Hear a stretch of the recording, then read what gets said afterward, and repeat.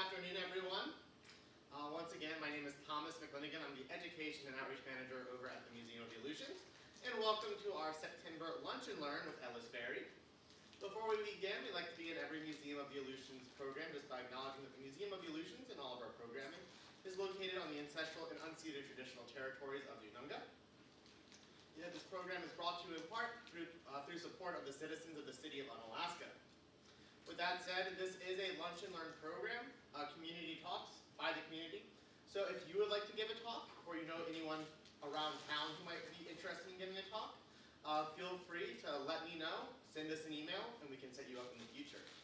With that said, we're going to talk about internet privacy today with Ellis Berry. So I'm going to turn it over to him, and we're going to jump on in.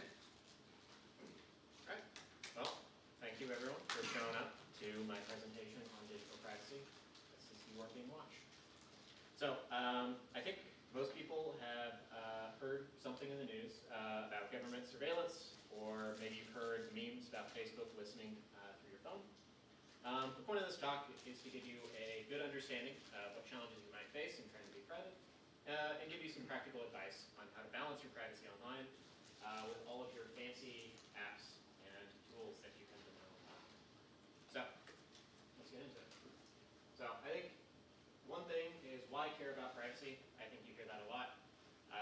So unless you've been living under a rock, you have heard about the Snowden leaks. You've probably seen that platforms like Facebook and Google seem to know more about your spending habits than you do. And they serve you ads for things that you've only really thought about. You might have also caught a headline or two about China's cyber espionage. Maybe you've seen stuff about them stealing trade secrets or weapons technology. Or maybe you've just realized that you can see your friend's location at all times on Snapchat because they've just decided to broadcast that to the whole world. Well, according to the National Science Foundation, nearly 3/4 of Americans are concerned about digital privacy, but maybe you're part of the 25% of Americans who aren't really concerned. There's about 4 people in the audience here, so stats never lie, and for the minority that might be among us, here's a good list of reasons why you should care. So, risky jobs. Lots of jobs demand a reasonable level of privacy, journalists being one example. They need to be able to report on stories without the contents of them leaking, if only so that they don't get scooped by other journalists. In the worst case scenario, if you're reporting on something dangerous, the people involved can sometimes react badly when they find out that you're being put in the spotlight. Some jobs also involve sensitive trade secrets, and that demands the ability to move or store data that others can't access. And some governments would pay a lot of money to get away with it. And speaking of jobs, if you're trying to organize a union, you're likely to need to take privacy seriously too, as union organizing demands a reasonable amount of privacy in that regard. Employers have stepped up monitoring, and they love firing anyone caught organizing their coworkers, be that legal or not to do. Activists in general, be they political or otherwise, need to be fairly concerned. Both governments and corporations would love to disrupt protests or movements that make them look bad or harm their profits. This isn't limited to being hacked or slanderous material being published about them. It pretty frequently turns deadly. So, then we can get into health privacy. Obviously, the things in the news. Growing concern is that private health information might put you in a bind. Could be governments trying to restrict your freedom of movement if you're pregnant. Or it could be a state or two that would throw you in prison for getting your child gender-affirming care.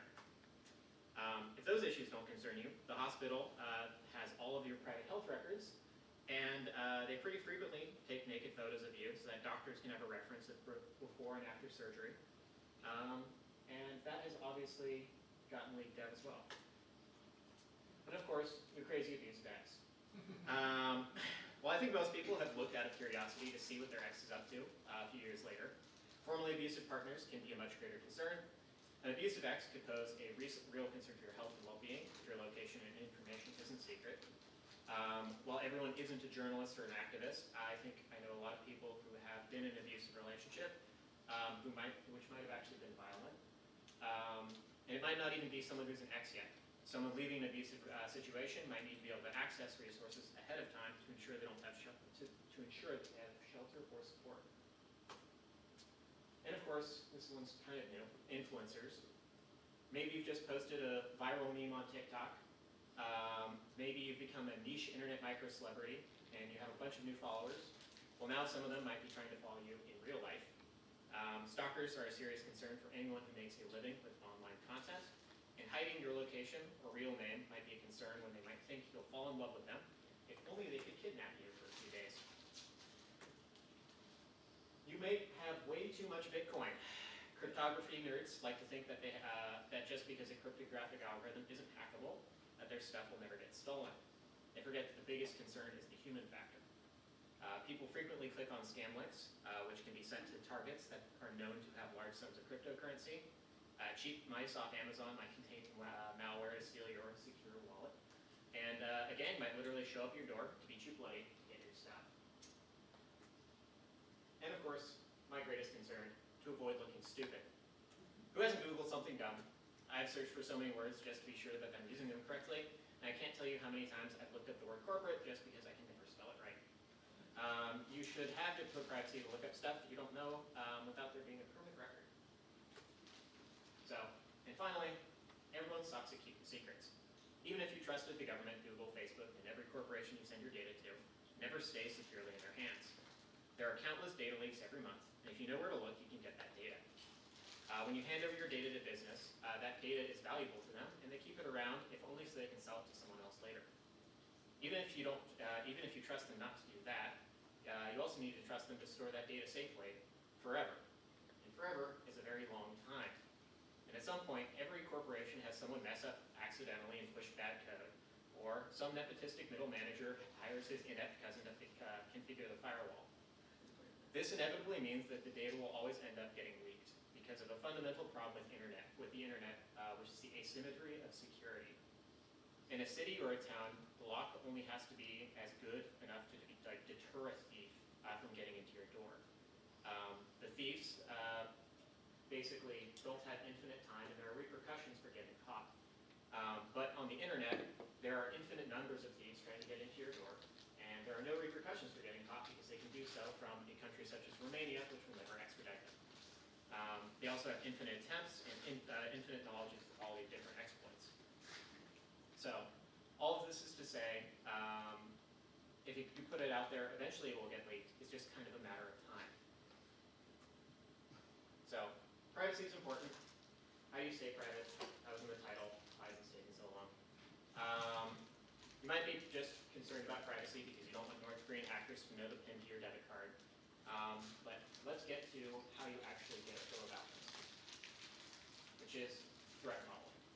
So, really fancy word for a very simple concept. Boils down to two main points. Who are you trying to hide from, and what can they do, and what are you willing and able to do? So let's start with the first point. Who are you hiding from?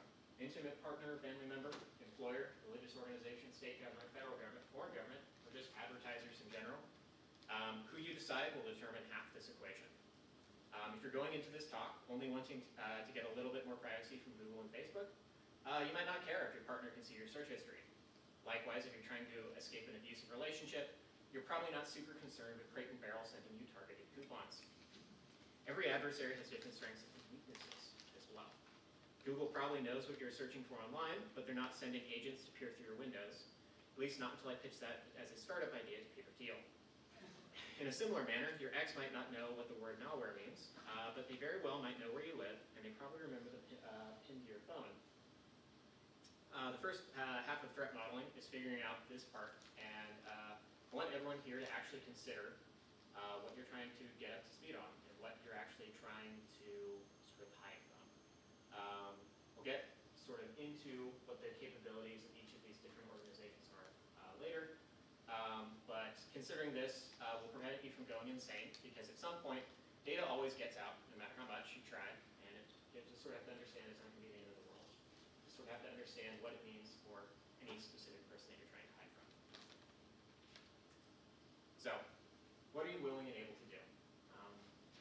So, we'll talk more about this at the end for like tools you can use, but for the time being, the question you should ask yourself is, what are you willing to forego, and what are you willing to spend time learning so that you have more privacy?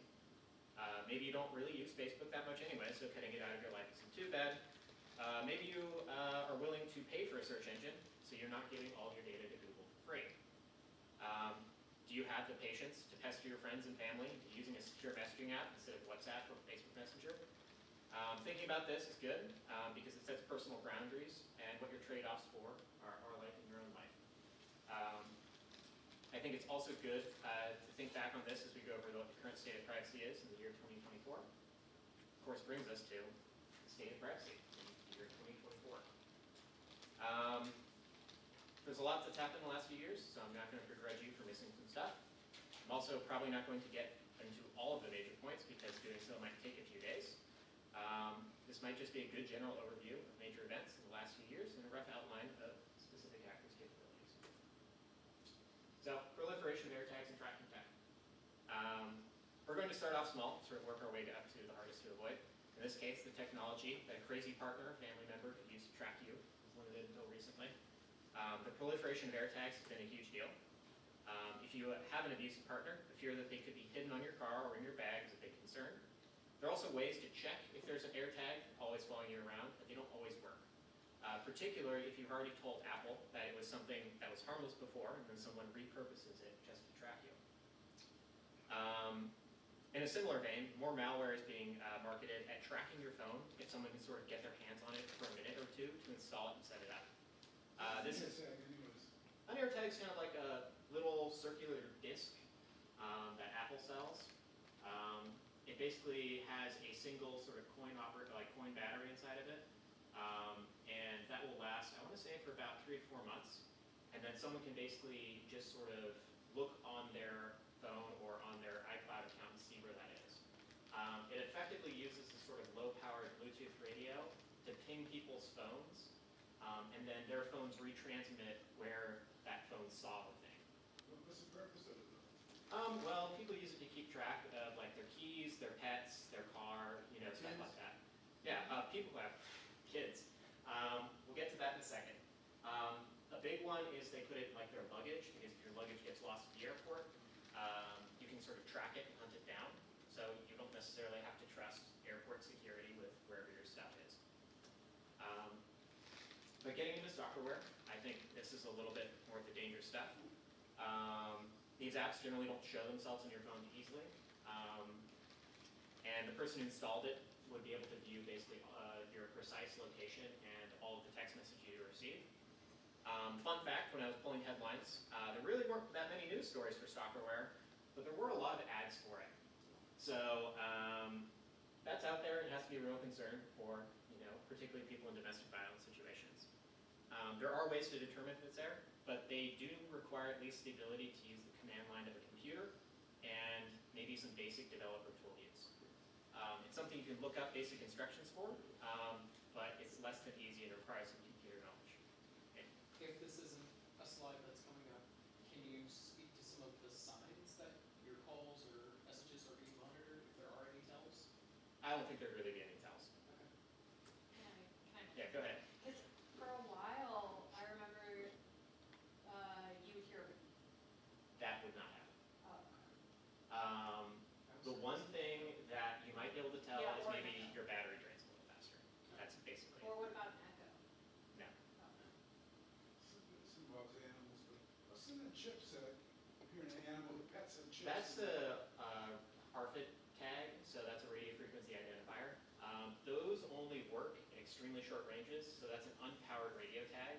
So basically the vet actually, so the thing inside of it doesn't have a battery, it's just sort of a large antenna with a tiny little computer chip. And when the vet moves the tool over to scan it, typically within like a centimeter or two, the tool to scan it is actually supplying the power for it to transmit the identifier back to the owner. So dog catchers might have ways to. Well, that's an RFID tag, so that's a different technology than Bluetooth. Bluetooth is an active pinging technology. So RFID is like a passive technology. There's no battery inside of an RFID chip. But for like an AirTag, the Bluetooth there is actually sending out data constantly. That your phone will then pick up and then send back to Apple, if you have an iPhone. That is. Transmitting. Yeah. So the RFID is a passive technology. It's not really useful for tracking that much, other than things that are kind of meant to be tracked, because you have to know that it's there. You have to get very close in order to scan it. Bluetooth, you could be through a wall, you could be down the street.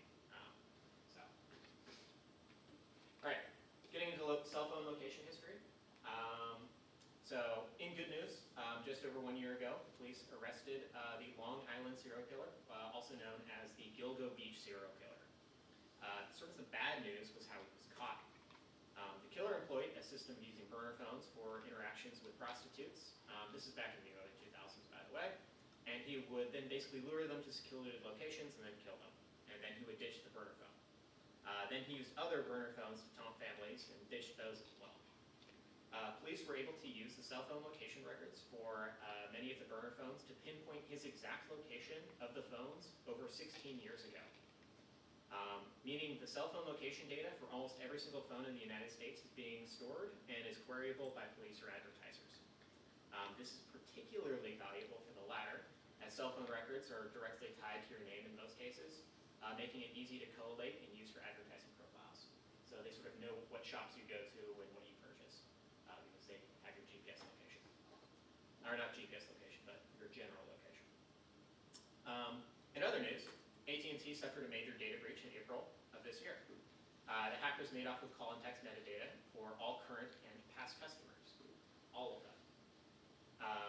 This metadata included basically who you called or texted and for how long and how many times. And this is not particularly valuable data, and there have been similar leaks in the past.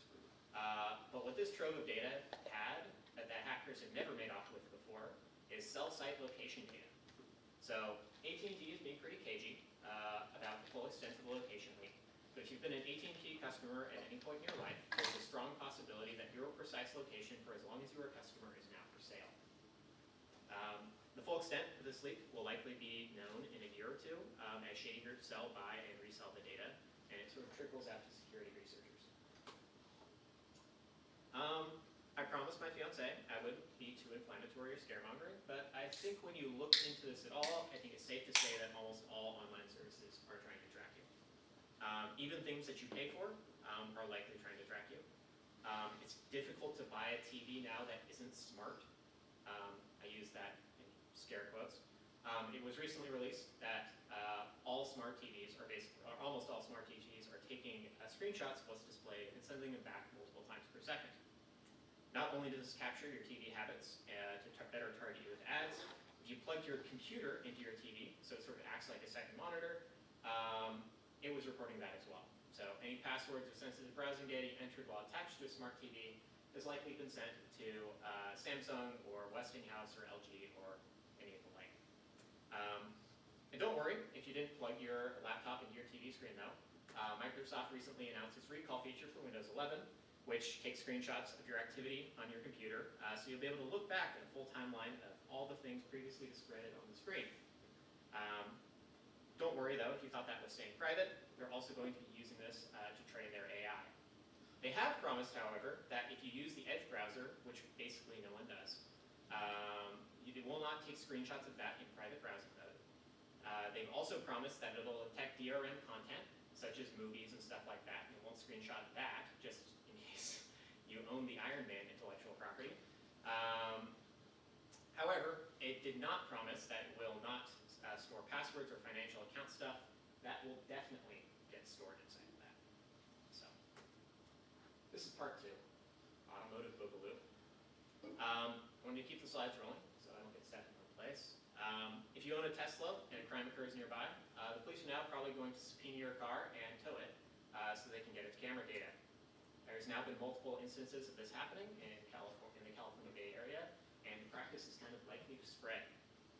They've been doing this for other self-driving cars as well that have been rolled out in San Francisco and a handful of other cities.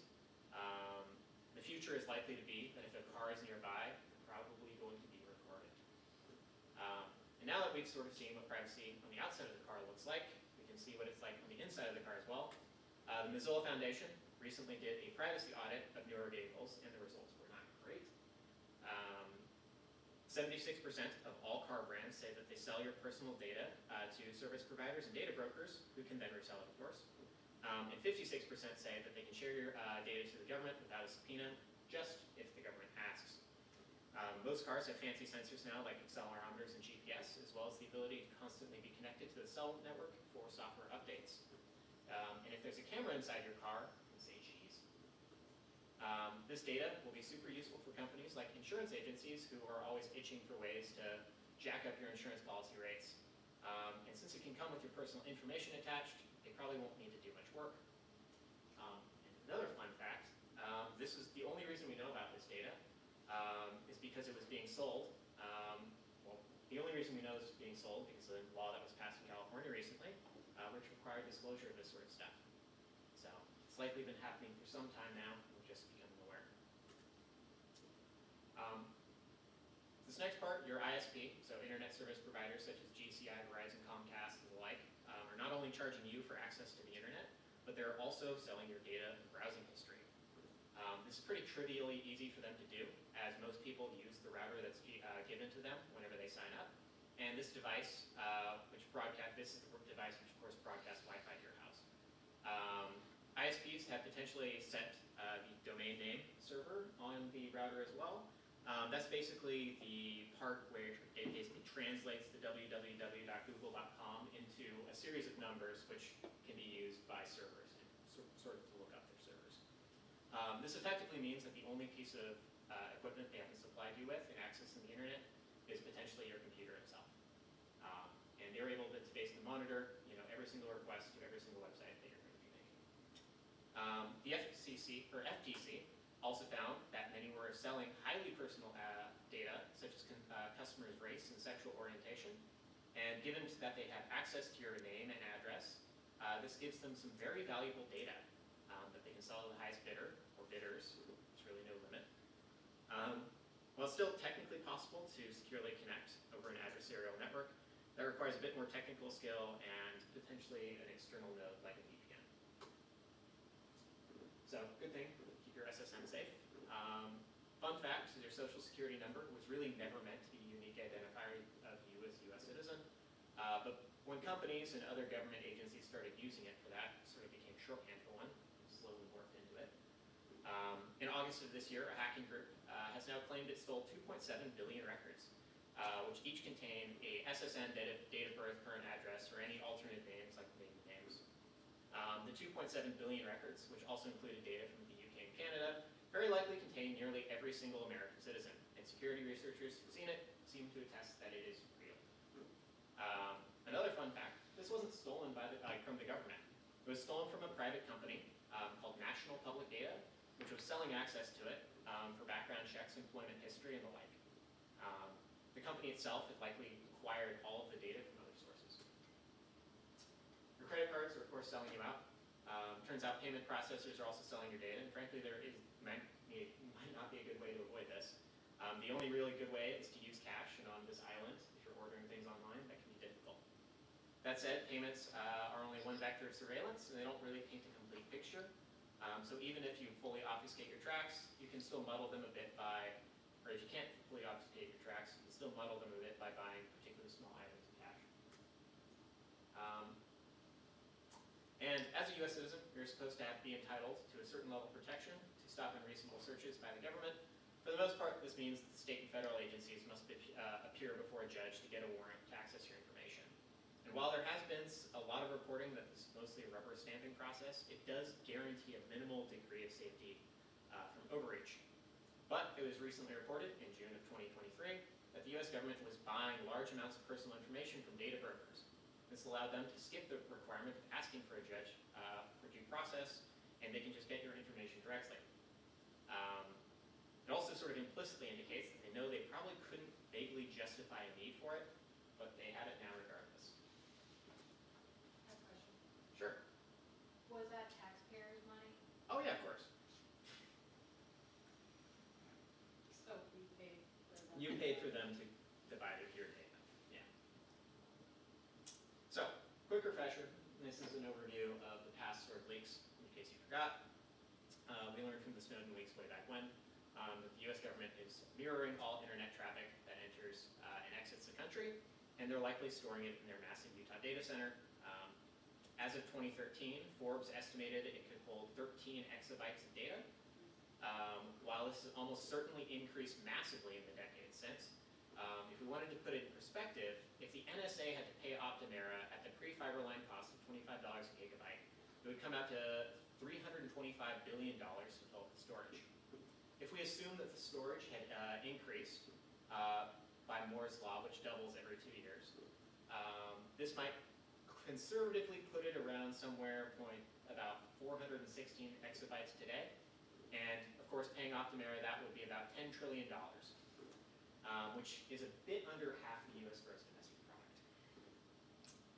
It was also revealed that the US, Canada, Australia, New Zealand, and the UK were all in an intelligence sharing pact.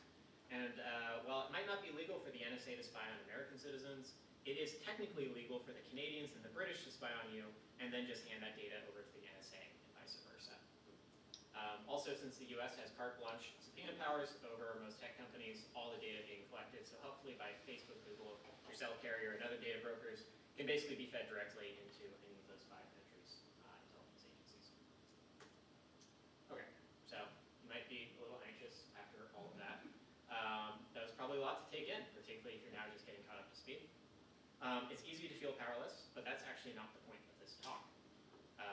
There's a lot that can be done, and like I said earlier, each group you're looking at has different strengths and weaknesses. While the NSA or Google might seem omniscient, they are not likely to be peering through your windows. They simply don't have the time or manpower. They rely on apathy, technical illiteracy, and the idea that you're unable to beat them in order to easily hoover up your data. So let's look at a few tools, their benefits, and what it takes to sort of implement them. Private messaging. So Facebook Messenger, WhatsApp, Telegram, Discord, they all call themselves or like to brand themselves as secure.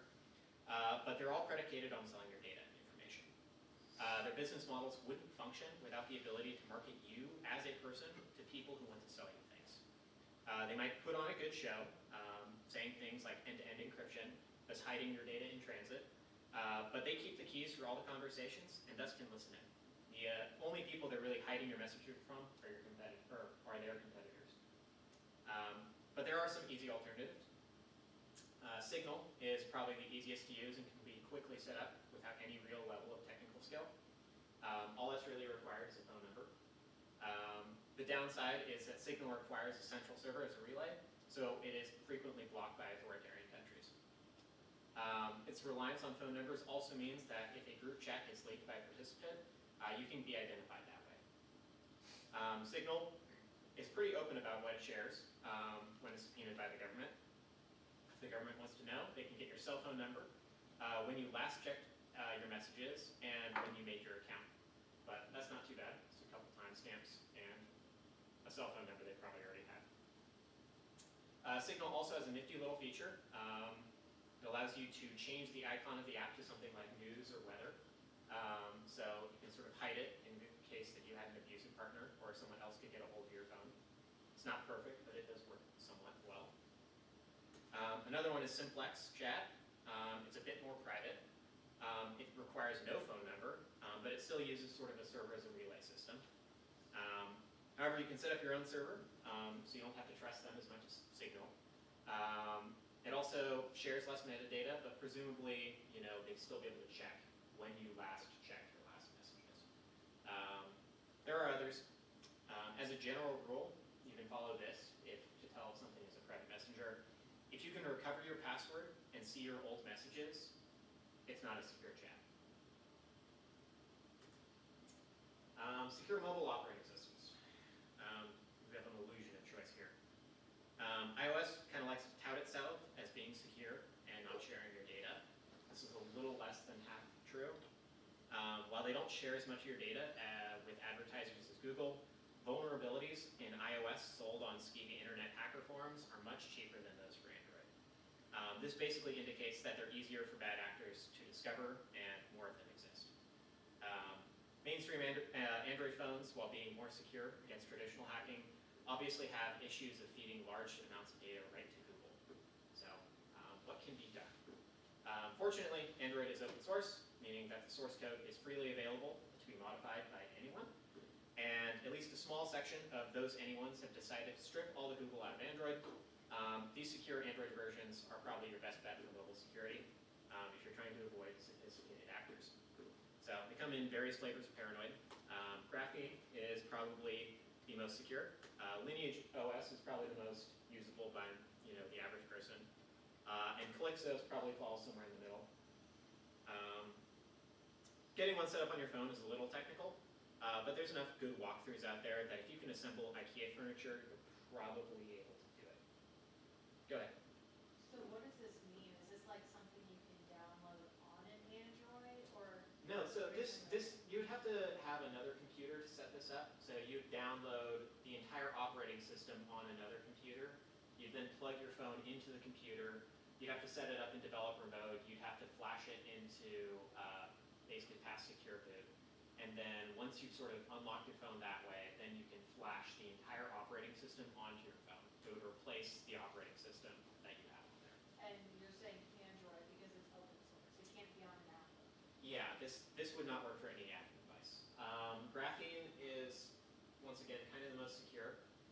They also have the most limited number of devices that you can use. Basically, only Google Pixel devices are supported. They do this basically because they're trying to focus all of their efforts on trying to make the platform secure, and trying to make it more portable is not something that they're really trying to do. Lineage OS works differently. Lineage OS will work on most Android phones, I believe. It has a pretty strong community that's built up around it. But it does have a bit more Google integration than most others. Than the other two. While it's not going to be feeding all of your stuff to Google, it's still going to be, there's this thing called Google Play Services, and Google Play Services obviously feeds your stuff to Google. Lineage doesn't really completely strip that out. Graphene basically builds a lot of walls around it to limit everything that goes into it. So, One more question. Yeah. So, let's say you buy a phone from GCI. You know how there's like phones that say like GCI, AT&T, whatever? sure. Is that gonna stop, could that stop this? No. So those are like your carrier providers. This is the operating system on the phone. So really in the United States, there's really only two, which is either Android or iOS. If you buy an Apple phone, it has iOS. If you're buying something else, it's probably Android. I think there's some burner phones that are running non-Android operating systems. Those are really not super common though. But yeah, the actual operating system, whether Google or Android, is what's sort of here, not necessarily the SIM network it connects to. So, all right. So get your own router. I think I mentioned previously, your internet service provider is likely trying to sniff and monitor all of your internet traffic. This is probably one of the first sort of things you're going to want to plug if you're trying to be interested in stopping your data from getting resold elsewhere. Fortunately, it's fairly easy to buy a router online from a reputable source, which should stop this pretty quickly. There's some minor technical configurations you'll want to do as well, like setting the domain name server, like I said previously. You'll want to set it to something that's a bit more trustworthy. I don't think there's any out there that are like completely public unless you want to host it yourself, which obviously takes a bit of technical skill. But there are some that are more trustworthy than others. And even just sort of divorcing your name from the DNS server that you're querying will help a lot, because you're separating your name and who you're buying your internet from where you're looking up stuff and all your traffic on the internet. So it just gets immediately better from that perspective. The downside, of course, is that you need to buy your own router. They typically cost about $100, so it's not like an iPhone. You don't need a new one every year. I think most routers last pretty close to a decade, at least the ones I bought have. So if you want to get really crazy, you can flash on some software like OpenWRT or some other open source routing software. That allows you to be sure of the source code that is running on your router and making sure that it is safe. There is some extra configurations there that you'll want to be careful with. You'll basically be in charge of doing the software updates and managing stuff at the finer grain level. So there is a bit more technical skill there. If you want an extra layer of protection, you can get a VPN, which is basically a relay between you and the internet. I think the issue with most VPNs is that you need to trust the person running the relay. So if you're technically minded, setting one up can be pretty easy, but most people purchase one. You've probably seen VPNs marketed on YouTube. I'm going to go ahead and warn you that basically all of these are spyware. They're all basically double dippers like your ISP is. They're likely selling you as a service and then selling your data too. I think Molvat here is basically really the most trusted VPN. You can basically pay them however you want. You can use your credit card, you can use Bitcoin, you can send them money in an envelope in the mail. I'm not kidding.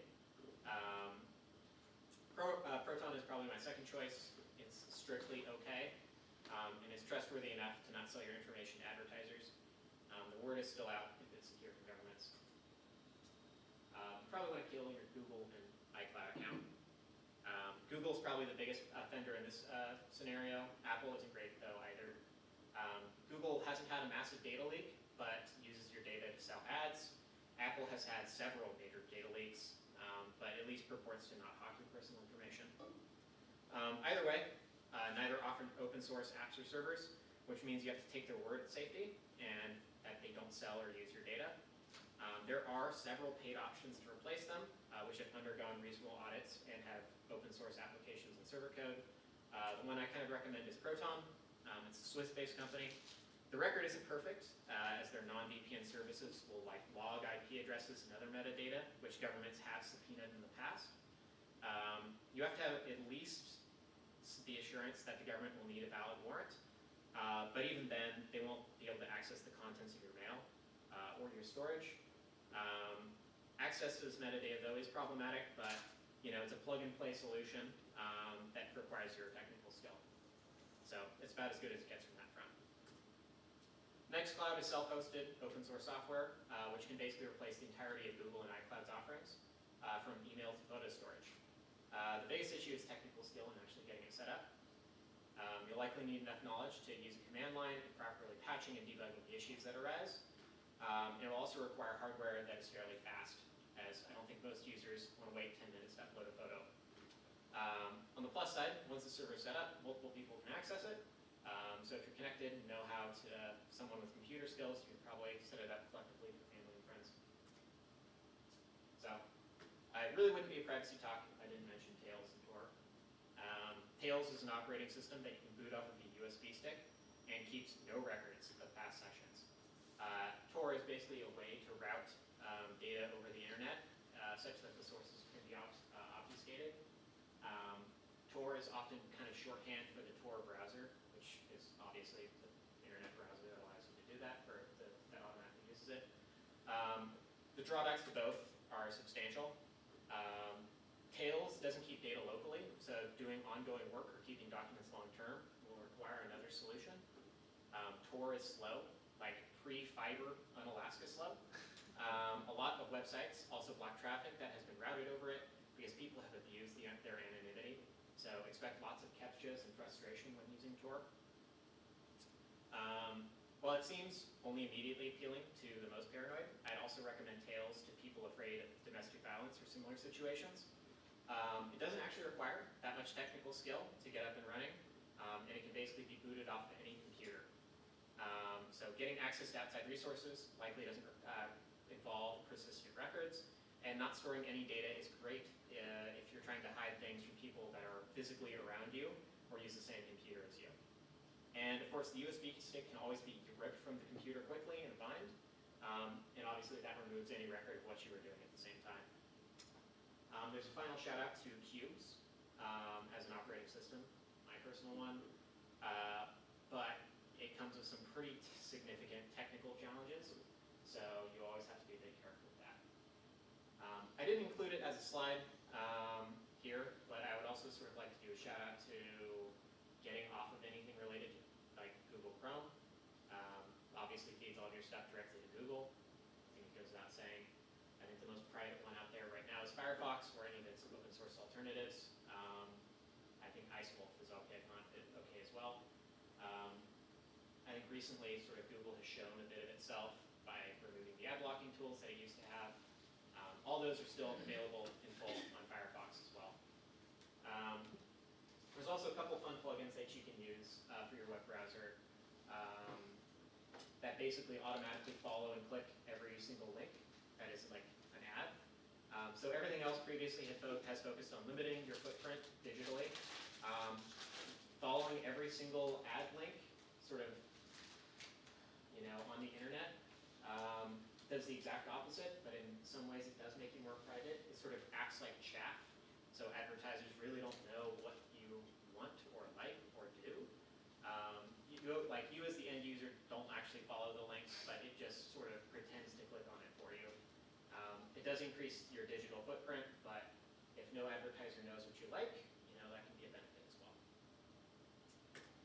Final shout out, the off social media, go touch some grass. No further comments needed, but I'll say them anyways. The sites are there to gather data about you and show you ads. Stop going there. You can stand the loss of dopamine. It doesn't even have to be cold turkey. Just cutting back a bit can be helpful. You can still get all of your news via RSS. If you're not familiar with what RSS is, it's sort of like a news site where it is a protocol for aggregating news and websites. So you can get your updates directly fed to any RSS reader, which of course you control. So you can get your doom scrolling fix that way. And that's it. Sort of at this point, given what I've sort of showed on both ends, hopefully you're able to think about who you're trying to be private from, and then you can sort of come up with some idea of what you think their capabilities are, and using those two different things, you can sort of plug them together, and hopefully you don't go insane, kind of like I have. So, anyways, that's all, folks. Any questions? Sure. Getting messages recently. Yeah. My information's been sold on the dark internet. Sure. I don't want to click on whatever the links are because I don't trust anybody that I don't know. Wise. But how do I find that? How do I stop that search, or how do I? And somebody's evidently sold my information somewhere. Sure. I get that. But they reference accounts that are probably 20 years ago. Sure. I don't even have a clue what those passwords might be, and I don't want to go in and try and reset it because I don't want to renew that association. Sure. So how do I get into something to get to the dark web, or is there? So there's a reason why I didn't use the term dark web throughout this entire process. I think a lot of people kind of get weird and scared by the term dark web. I've used skeevy hacker forums and stuff like that instead, because that's honestly what most of them are. The closest thing to the dark web would be something like websites that are only accessible via Tor or I2P. Those are just two different protocols which sort of separate the regular internet from the other internet. I think if it's out there and people are saying that it's out there, one big thing that you'll sort of see as a common thread in this is that everything gets sold and resold. So if it's there, it's there. You really can't stop something that's kind of out there, because not only does one actor have it, they've then gone ahead and resold it to everyone else too. So there's likely multiple copies floating around, if for no other reason than they're trying to accumulate it, bundle it together, and then sell it to someone else. So I don't really think once it's there, it's possible to really get removed, short of like nuclear war. So I think the biggest thing is, if it is 20 years old and you don't really use those passwords, then you just sort of walk away from it. It's just limit the blast radius and sort of go forward trying to protect your stuff maybe a little bit better. I guess one question I'd have is being like, does it say that the account's been compromised, or? It says it's been compromised. Got it. Then I would just sort of say that whatever information there is probably forgotten. Like, that's it. You could log into that account, shut it down if you really wanted, but that's about it. Someone might be puppeting whatever account it is. If it's a social media thing, you really don't have that much control over it. But, it is what it is. They've likely changed the passwords themselves. Yeah. Yeah, those were the days of my password. It was like password 1, 2, 3, 4. I was wrong with it. Yeah. Another thing I'll hawk here with Proton, it comes with a privacy manager or a password manager. I would recommend getting a password manager in general. So that would be something, if you don't want to use Proton, Bitwarden is good as well. I believe that's like $10 a year. You can also self-host your own Bitwarden server if you're particularly paranoid. That will basically come up with random passwords for every single website that you use, and then you only have to remember one really strong password. So you can go ahead and make that like a long phrase or something like that. Passphrases are a good way to actually keep things safe. So if you have a particular like passage from an obscure book or something like that, choose like 10 to 12 words, use that as your password manager login, and then that can generate everything else for you. Andy? So the big companies don't buy Well, it gets a little bit interesting, I will say that. So there's data brokers and then there's the really big behemoths. Google actually isn't selling your data, they're kind of selling access to your data, and same thing goes with like Facebook and Amazon. They will buy data from other people, but they're not trying to sell it because they're kind of the biggest fish. They have the most to Open the door. lose. Yeah, yeah. Okay. But there are data brokers that are actively trying to sell your data. So all of the mid-level and small-level players are actively trying to hawk your data, either to other small mid-level players or to the big fish. So. And you mentioned earlier in the presentation that you can find that data if you know where to look. Yeah. Where is that? Skeevy hacker forums on Tor, generally. So if you want to go, so the thing with Tor addresses is none of them are human legible. There's sort of different places you can go to get Tor addresses. They're kind of these long cryptographic hashes. Same thing with ITP addresses. So if you want to go, those are called onion services. They're only accessible via Tor for onion services. So basically those websites, those are completely off of what you would sort of call the clear net. They're only accessible via this tool, and because of that, you can sort of communicate more freely if you're selling illicit goods. A lot of sort of what are termed darknet markets and stuff like that, if you're trying to provide drugs on the internet, that's where you'd go. If you want to buy stolen user data or 10,000 login names for Reddit or something like that, that's where you'd go as well. I guess a follow-up to that. So, let's say, hypothetically, you're a young, poor person who doesn't want to buy another router, who doesn't want to buy a new phone, who doesn't want to buy a new laptop. What suggestions do you have for just basic, working with the tools that are pretty much presented to the average person without having to make a purchase to up their security? Yeah, I think it gets a little bit difficult. I think the router is really the big one, I would say. There are kind of ways to circumvent it. If you have a phone, you can set the DNS to something that you can basically tell your phone to only use the DNS of something that isn't automatically generated for it. Is that So, do not send? no, so DNS is domain name service. So I touched on that. That's the www.google.com. How it gets translated into a long string of numbers, like 192.168.0.1, right? That's not going to do anything on the open internet with that. But that sort of string of numbers is the machine identifier so that you can be looked up. That's actually how you find things on the internet. That's how things are actually structured. There's no www.google.com. There's no particular server that routes to. So if you can get your own, if you can point your phone at a domain name server that isn't controlled by your ISP, by default, your phone or your computer is automatically going to talk to whatever DNS server or DNS that your router is basically, like the router you're connected to is providing to them. So here at the library, they have chosen a default DNS. Your cell phone provider will have chosen a default DNS. Your home Wi-Fi will have a default DNS, and your phone will basically just switch back and forth between whatever. It does some extra tricky stuff where it caches them locally and whatnot, so you're not always querying it, but you'd want to choose one that isn't the default and you have no connection to. That's like a good first step. But I would say that sadly in the modern world, privacy costs money. I think most solutions for privacy either require a reasonable amount of technical skill or they require a reasonable amount of privacy. Hypothetically, if all you have is a laptop and a cell phone, you can flash on Graphene OS or something like that if you have the right phone. If you have an Android phone, you can get Lineage on there. Just basically any Android phone, you can get Lineage on there. But yeah, I think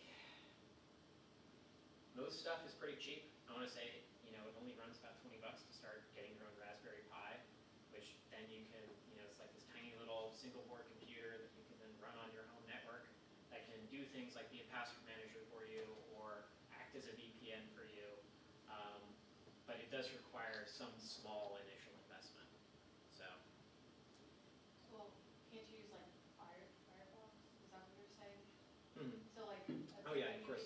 Firefox and like Yeah, ad stop. blockers and stuff like that. Stop using Google. Yeah. It sounds like it. Go to Firefox. Yeah. Could use- But sadly, I think most people are pretty tied in to particularly like photo uploads and whatnot.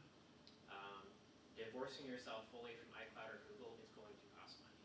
Like you're going to have a Google, like basically using an Android phone nowadays requires a Google account unless you flashed Lineage OS or something onto it. So yeah, Firefox is a good one.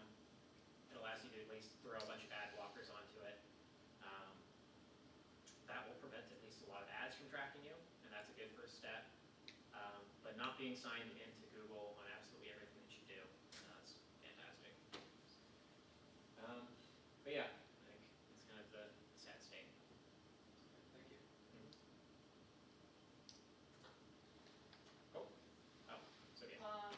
So it's possible to buy not smart TVs. It is possible, they're just expensive. And that extra expense sort of indicates, how much money that those, TV makers are actually getting by selling your data, frankly. The reason why modern smart TVs are so cheap is because they're making money up front and then they're selling it out the back too. So you're gonna have to basically, if you pay for a dumb TV, you kind of have to put up all the money up front. So they end up costing a fair bit more. You can also buy, they're typically marketed as like large computer monitors. You can also just not hook the smart TV up to the internet, and then it can never talk to anything. That's one option as well. But then you're sort of stuck plugging your laptop or whatever. You need another solution in order to do stuff with the TV, right? An old DVD player. That Exactly. still uses HDMI. Yeah, Because perfect. there was a window there Yes. with HDMIs without the smart. Exactly. All right. Well, thank you guys for coming. So. Thank you, Christine. Alright, thanks everyone for coming once again. Thank you, Ellis, for your presentation. Once again, this is the Lunch and Learn program. So if you have a talk you would like to give, if you know anyone who might want to give a talk, again, just reach out to the museum. We'd be happy to set you up. I'm currently looking for speakers kind of throughout the winter time. But beyond that, we'll have another Lunch and Learn next month. I'm currently drawing a blank as to the presentation, but it is already set up. So just keep an eye on the museum social media / posters around town as to what that talk will be. But otherwise, have a great day, and thank you for joining us.